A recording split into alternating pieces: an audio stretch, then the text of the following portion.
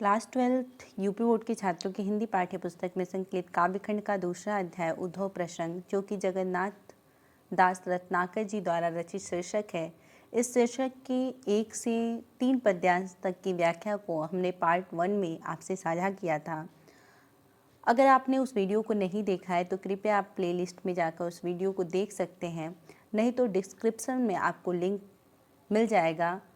अगर फिर भी आपको परेशानी होती है तो आप हमें कमेंट सेक्शन में कमेंट करके बताएं, हम आपको भाग 1 का वीडियो प्रोवाइड कर देंगे। इस वीडियो में हम पद्यांश 4 से व्याख्या प्रारंभ करेंगे। देखिए, जो कि इस प्रकार है। कान दूत कैधो ब्रह्मदूत वै पधारे आप, धारे प्रण फेरन को मति ब्रज बारी की, कहे रत्नाकर पै प्रीति रीति जानत ना, ठानत अनिति आनि रीति लय अनारे की। मान्यो हम कान ब्रह्म एक ही, कहियो जो तुम,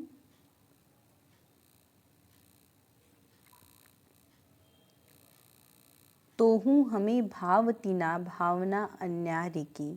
जयहे बनी बिगड़ी न बारिधिता बारिधि की, बूंद ता बिलहे बूंद बिबस बिचारी की। देखिए, प्रस्तुत जो कान दूत कैधो ब्रह्मदूत वै पधारे आप।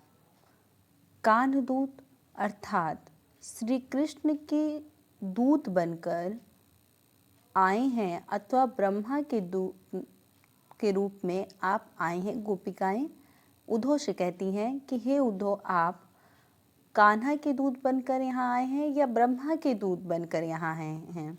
धारे प्रण फेरन को मति ब्रजबारी की। धारे प्रण, प्रण मतलब प्रतिज्ञा, फेरन मतलब बदलने के लिए, मति मतलब बुद्धि, ब्रजबारी मतलब ब्रज बालाओं की। आप ब्रज बालाओं की बुद्धि को बदलने का प्रण लेकर, कहती हैं गोपिकाएं जो उद्धव हैं उनसे कहती हैं कि आप ब्रज बालाओं, हे उद्धव, आप ब्रज बालाओं की बुद्धि को बदलने का प्रण लेकर कान्हा के दूत बनकर आए हैं या ब्रह्मा के दूत बनकर यहाँ आए हैं। कहे रत्नाकर मैं प्रीति रीति जानत ना। आगे गोपिकाएं कहती हैं कि हे उद्धव, आप प्रेम की रीति को नहीं जानते हैं। ठानत अनिति आनि रीति ने लय अनारी की। अनिति मतलब अन्याय करते हो। वो आगे कहती हैं कि हे उद्धव, आप प्रेम की रीति को नहीं जानते हो। ठानत अनिति आनि रीति लय अनारी की, इसलिए आप अनाड़ियों यानी बुद्धिहीनों जैसा व्यवहार करके अन्याय कर रहे हो। मान्यो हम कान ब्रह्मा एक ही, कहियो जो तुम। आगे गोपिकाएं कहती हैं कि आपके कहने के अनुसार यदि हमने श्री कृष्ण और ब्रह्मा को एक ही मान लिया तो भी तोहू हमें भावती न भावना अन्यारी की, तो भी हमें किसी अन्य की भावना यानी कि उपासना अच्छी नहीं लगती। आगे कहती है गोपिकाएं कि जय बनी बिगड़ी न बारिधता बारिधि की, बूंदता बिलहे बूंद बिबस बिचारी की। देखिए, बिगड़ी मतलब बिगड़ना, अन्यारी मतलब अभेदता कह सकते हैं या एक तत्व, बारिधिता बारिधि की, बारिधि यानी समुद्र, बूंदता बिलहे, बिलहे मतलब विलीन हो जाएगी। प्रस्तुत काव्य पंक्तियों में आगे कहती हैं गोपिकाएं कि आप जानते हैं या आपको स्वयं ज्ञात होगा कि जय ही बनी बिगड़ी न बारिधिता बारिधि की, समुद्र बूंदता बिलहे बूंद बिबस बिचारी की। समुद्र में बूंद के मिल जाने से समुद्र की अस्मिता में भी कोई अंतर नहीं पड़ता, किंतु बूंदता बिलहे बूंद बिबस बिचारी की। किंतु अकिंचन यानी जो गरीब बूंद है उसका अस्तित्व समाप्त हो जाता है। गोपिकाओं का इन पंक्तियों के माध्यम से कहने का तात्पर्य यह है कि ब्रह्मा समुद्र के समान विशाल है और हम बूंद के समान सीमित हैं। समुद्र में कुछ बूंद अगर डाल दी जाए तो समुद्र के अस्तित्व में कोई प्रभाव नहीं पड़ता। मान लीजिए समुद्र में इतना जल है कि उसमें अगर एक आध बूंद जल डाल दिया जाए तो उसमें कोई प्रभाव नहीं पड़ता, किंतु जो बूंद है, जो बूंद का अलग अपना अस्तित्व है, वह निश्चित ही समाप्त हो जाता है जब हम बूंद के जल में उस बूंद को डाल देते हैं, समुद्र के जल में उस बूंद को डाल देते हैं। क्योंकि अगर अलग से वह बूंद है तो उसका अपना एक अस्तित्व है, परंतु जब हम समुद्र का अथाह जल है और उसमें हम बूंद को डालते हैं तो उसमें उसे खोज पाना असंभव है, यानी उसका जो अस्तित्व है, जो उसकी पहचान है, वो समाप्त हो जाती है, परंतु समुद्र का कुछ नहीं बिगड़ता। उसी तरह से जैसे ही हम ब्रह्मा जो है वो क्या है, समुद्र के समान है और हम बूंद के समान हैं, और जैसे ही हम ब्रह्मा में लीन होंगी ब्रह्मा के लिए कोई फर्क नहीं पड़ेगा, परंतु हमारा अस्तित्व समाप्त हो जाएगा। इसी प्रकार वह उद्धव को समझाती हैं। प्रस्तुत जो काव्य पंक्तियां हैं इसमें भाषा ब्रज है, अलंकार अनुप्रास, यमक, श्लेष, दृष्टांत, रस विप्लव श्रृंगार है, शब्द शक्ति लक्षणा और व्यंजना, गुण माधुर्य, छंद मनहरण सवय है।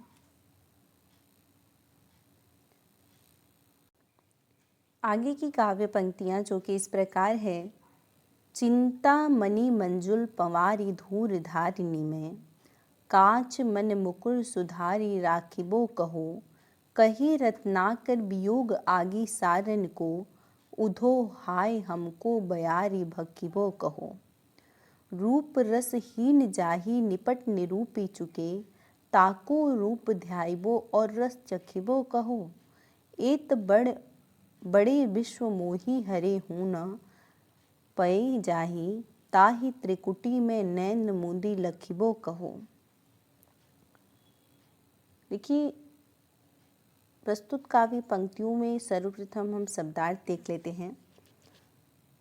पवारी मतलब होता है फेंकना, धूर धारिणी में यानी धूल की धाराओं में या भस्म रमाने में, कांच मन मुकुर यानी मन रूपी कांच का दर्पण, सुधारी अर्थात संभाल कर, कही रत्नाकर वियोग आगी सारन को, सारन मतलब होता है बुझाना, उधो हाय हमको बयारी भकिबो कहो, बयारी मतलब हवा, भकिबो यानी भक्षण करना या खाना, यानी वायु का भक्षण करना, यानी प्राणायाम करना। रूप रसहीन जाही निपट, निपट अर्थात नितांत या सरासर। निरूपी, निरूपी अर्थात निरूपण। ताको रूप ध्याइबो, ध्याइबो मतलब ध्यान करना। और रस चखिबो कहो, एते, एते यानी इतने, बड़ी भी माही हेरे, हेरे मतलब खोजने पर, न पेये जाही, पेये मतलब पाइये, ताही त्रिकुटी में नैन मुदी, मुदी मतलब बंद करना, नैन मतलब आँखें, लखिबो कहो, लखिबो मतलब देखने के लिए। देखिए, प्रस्तुत जो काव्य पंक्तियां हैं इसमें गोपियां द्वारा अपनी तर्क बुद्धि के आधार पर योग साधना को निरर्थक सिद्ध किया गया है। जब उद्धव योग साधना का उपदेश लेकर आते हैं तो जो गोपियां हैं वो अपने तर्क के माध्यम से योग साधना को निरर्थक सिद्ध करती हैं कि ये किसी कार्य का नहीं है।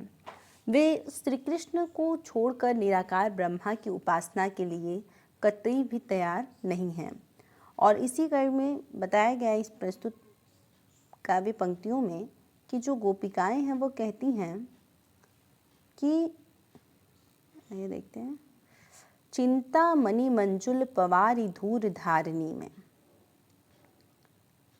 हे उद्धव, आप सुंदर चिंतामणि को धूल की धाराओं में फेंक कर कांच मन मुकुर सुधारी राखिबो कहो। मन रूपी कांच के दर्पण को संभाल कर रखने के लिए कहते हैं।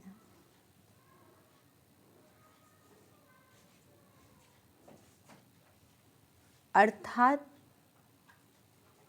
आप समस्त कामनाओं की पूर्ति करने वाले श्री कृष्ण का त्याग करके हमें भस्म रमाने का उपदेश दे रहे हैं। कहे रत्नाकर वियोग आगी सारन को, उधो हाय हमको बयारी भखिबो कहो। आगे गोपिकाएं कहती हैं कि आप कहे रत्नाकर जी लिखते हैं कि गोपिकाएं आगे कहती हैं कि आप वियोग की अग्नि को बुझाने के बजाय उधो हाय हमको बयारी भखिबो कहो। देखिए, आप वियोग की अग्नि को बुझाने के लिए हमें वायु का भक्षण, बयारी भखी मतलब वायु का भक्षण यानी प्राणायाम करने को कहते हो।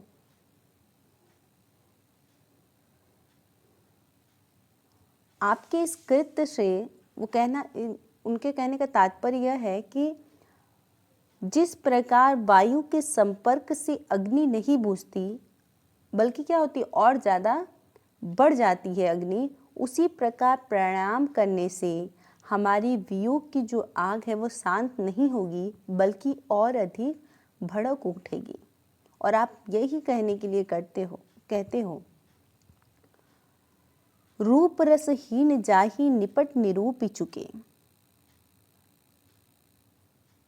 ताको रूप ध्याइबो और रस चखिबो कहो। गोपिकाएं आगे कहती हैं कि हे उद्धव, रूप रसहीन,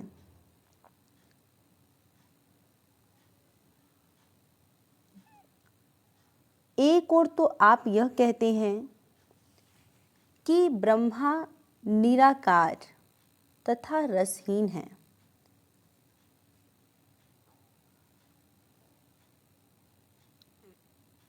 और दूसरी ओर आप कहते हैं कि उसके रूप का ध्यान करके ताको रूप ध्याइबो, उसके रूप का ध्यान करके रस चखिबो कहो, उनके रस का आनंद लीजिए यानी रस स्वादन कीजिए। कहती हैं गोपिकाएं कि एक तरफ तो हे उद्धव आप कहते हो कि जो ब्रह्मा है उनका कोई रूप नहीं है, वो निराकार है, निपट है, निरूपी हैं, और दूसरी तरफ आप कहते हो कि उन्हीं का ध्यान करके उनका रसवादन कीजिए यानी उन्हीं योग साधना के माध्यम से ब्रह्मा में लीन हो जाइए और आनंद की प्राप्ति कीजिए। इन दोनों बातों में आखिर क्या साम्य है? साम्य यानी क्या संबंध है? एते बड़े विश्व माही, हेरे हूँ न पये जाही। इतने बड़े विश्व में खोजने पर भी जिसे नहीं पाया जा सकता, ताही त्रिकुटी में नैन मूदी लखिबो कहो। उसे आप नेत्र बंद करके त्रिकुट चक्र में देखने के लिए कहते हैं। देखिए, इतने बड़े विश्व में खोजने पर भी जिसे नहीं पाया जा सकता, उसे आप त्रिकुटी को बंद करके यानी जो नेत्र है उसे बंद करके त्रिकुटी चक्र में देखने के लिए कहते हैं। कहने का तात्पर्य यह है कि आंखें खोलकर खोजने पर भी जिसे नहीं देखा जा सकता, उसे आंख बंद करके कैसे देखा जा सकता है? तो प्रस्तुत काव्य पंक्तियों में रस श्रृंगार है, छंद बरहरण सौम्य, गुण माधुर्य, अलंकार श्लेष, रूपक अनुप्रास, विरोधाभास, भाषा ब्रजभाषा है, शब्द शक्ति लक्षणा एवं व्यंजना। आइए अगली काव्य पंक्तियां देखते हैं जो कि इस प्रकार हैं।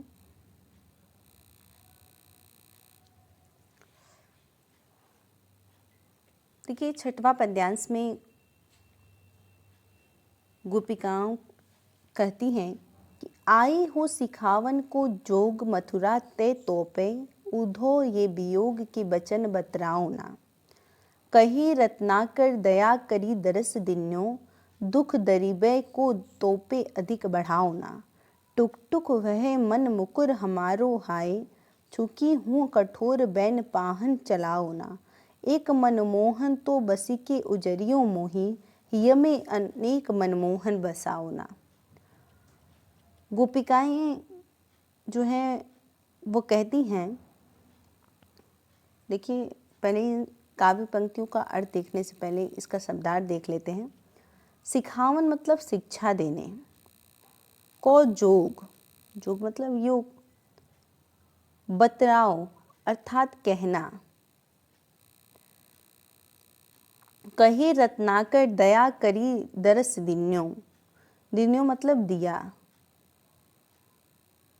दुख दरिबे को तोपे अधिक बढ़ाओना, दरिबे अर्थात नष्ट करना, तोपे अर्थात तो, टुक टुक वह मन मुकुर हमारो है, चूकी हूँ, चूकी हूँ से तात्पर्य यहाँ पर है चूकी मतलब भूल से। बैन पाहन यानी वचन रूपी पत्थर, पाहन मतलब पत्थर और बैन मतलब वाणी, यानी वाणी रूपी पत्थर या वचन रूपी पत्थर चलाओ ना। एक मनमोहन तो बसी के उजारियों मोही, बसी के मतलब बसकर या निवास करके, हिय मतलब हृदय में अनेक मनमोहन बसाओ ना। देखिए प्रस्तुत काव्य पंक्तियों में उद्धव मथुरा से योग की शिक्षा देने आए हैं। उनके योग शब्द का श्लेष के आधार पर संयोग अर्थ लगाती हुई जो गोपिकाएं हैं वो कहती हैं कि हे उद्धव, श्लेष अलंकार आपने पढ़ा है कि एक ही शब्द का जब एक से अधिक अर्थ हो तो वहाँ श्लेष अलंकार होता है, तो उसी तरह से उनकी योग जो है उस शब्द का श्लेष के आधार पर संयोग अर्थ लगाती हैं, संयोग यानी मिलना गोपिकाएं, और कहती हैं कि हे उद्धव, आई हो सिखावन को जोग मथुरा ते तोपे। यदि आप मथुरा से योग यानी संयोग की शिक्षा देने आए हैं, उधो ये वियोग के वचन बतराओ ना, तो कृपया ये वियोग की बातें मत कीजिए। गोपिकाएं जो है वो उद्धव से कहती कि हे उद्धव, यदि आप मथुरा से योग यानी मिलन संयोग का शिक्षा देने आए हैं तो कृपया करके उद्धव ये वियोग के वचन बतराओ ना, वियोग की बातें मत कीजिए। कहे रत्नाकर दया करी दरस दिन्यो। रत्नाकर जी लिखते हैं कि गोपिकाएं जो होती हैं वो कहती हैं कि कहे रत्नाकर दया करी दरस दिन्यो, दुख दरिबे को तो पे अधिक बढ़ाओ ना। आपने हमारे दुखों को दूर करने के लिए दया करके अपने दर्शन दिए हैं। दया करी दरस दिन हो, यानी कि हमारे दुखों को दूर करने के लिए आपने दया करके अपने दर्शन दिए हैं, तो दुख दरिबे को तो पे अधिक बढ़ाओ ना, तो दुख और दर्द को हमारे और अधिक मत बढ़ाओ इन वियोग की बातों के द्वारा। टुक टुक वह मन मुकुर हमारो है, चूकी हूँ कठोर बैन पाहन चलाओ ना। आगे कहती हैं कि ऐसा करने से, इन वियोग की बातें करने से क्या होगा, एक तो हमारा दुख दर्द बढ़ेगा और ऐसा करने से हमारा जो टुक टुक वैन मन मुकुर हमारो है, हमारा मन रूपी दर्पण है वो टुकड़े टुकड़े हो जाएगा। चूकी हूँ कठोर बैन पाहन चलाओ ना, इसलिए भूल से भी आप इन वियोग की बातों को मत करो, यानी कठोर वचन रूपी पत्थर मत चलाओ। एक मनमोहन तो बसी के उजारियों मोही, एक मनमोहन श्री कृष्ण ने तो हमारे हृदय में बसकर हमें उजाड़ दिया। यमी अनेक मनमोहन बसाओ ना, अब आप हमारे हृदय में अनेक मनमोहन मत बसाइए, अर्थात जब तक मन का दर्पण टूटा नहीं है, तब तक उसमें सिर्फ एक श्री कृष्ण का प्रतिबिंब है। परंतु यदि आप अपनी कठोर वचन रूपी पत्थर से हमारे दिल के दर्पण को तोड़ देंगे तो उसके अनेक टुकड़े हो जाएंगे और एक साथ हमारे हृदय में श्री कृष्ण के अनेकों प्रतिबिंब दिखाई देंगे। एक श्री कृष्ण ने तो हमें इतना अधिक प्रेरित किया है, जब हृदय में अनेक श्री कृष्ण होंगे तो हमारी दुर्दशा कैसी होगी इसका अनुमान आप सहज लगा सकते हैं। इसलिए आपसे अनुरोध है कि आप वियोग की बातें मत कीजिए कि जिससे कि हमारा मन रूपी जो दर्पण है वो टूट जाए और हमारे अंदर एक मनमोहन ने हमें इतना उजाड़ दिया है तो अनेक मनमोहन हमारे अंदर न बसाइए। तो प्रस्तुत काव्य पंक्तियों में भाषा, ब्रज, अलंकार, अनुप्रास, रूपक, रस, श्रृंगार, शब्द शक्ति, लक्षणा और व्यंजना, गुण, माधुर्य, छंद, मनहर, श्रवय का प्रयोग किया गया है। आज के लिए इतना ही। एक बार फिर से जुड़ेंगे हम आगे की व्याख्या को लेकर। तब तक के लिए धन्यवाद। जय हिंद, महादेव।